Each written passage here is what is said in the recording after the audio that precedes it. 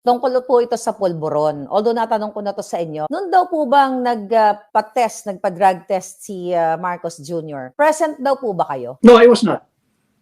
Okay. Because the situation prevailing then, I'm not justifying, just a brief background. The situation then, I think it was still yung lockdown. And ang movement ng tao pa isa-isa. So, hindi talaga pwedeng, puntahan natin, sama-sama, etc. Because I remember, even when I served the results in three agencies, pag-isa lang din ako dahil bawal pumasok. Okay. So, hindi nyo na-witness? So, hindi, wala akong okay, malinaw yan sa ating mga kababayan. So, ang nakita nyo na lang is result, right? Tama.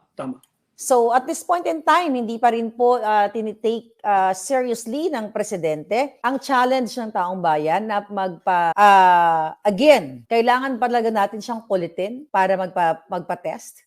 Balikan ko yung sagot ko sa iyo, Maharlika.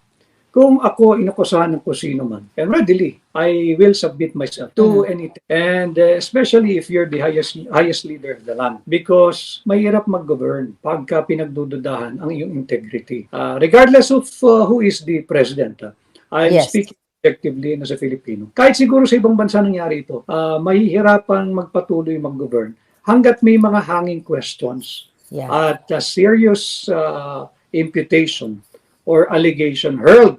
Itong masakit. Nung katatapos lang na naglingkod ng Pangulo na sinundan mo. So mahirap di ba?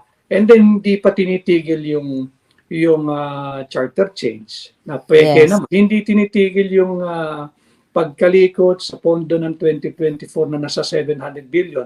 And now maybe people, especially those who crafted this, are laughing at me, at you, at us, because maybe our figures are inaccurate, 700 billion, baka 600 lang, baka 800 billion. Precisely our point. Because tinatago ninyo sa amin. Kaya kami, yung ibang kaibigan namin, nag-extrapolate na lang. Yung iba naman, based on kanilang mga informante na nakakala sa kung saan, na nandiyan yung 700 billion. But, whether it's 1 billion or 700 billion, that's downright corruption. That is unconstitutional.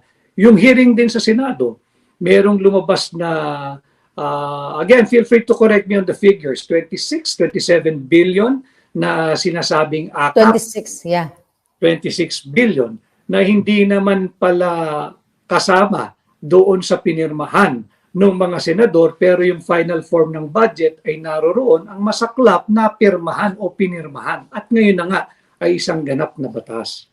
So, hindi pa naman tapos. Sana, madesisyonan dahil I think may kaso na yan sa Korte Suprema. Antay na lang natin yung magiging husga ng kataas-taasang hukuman.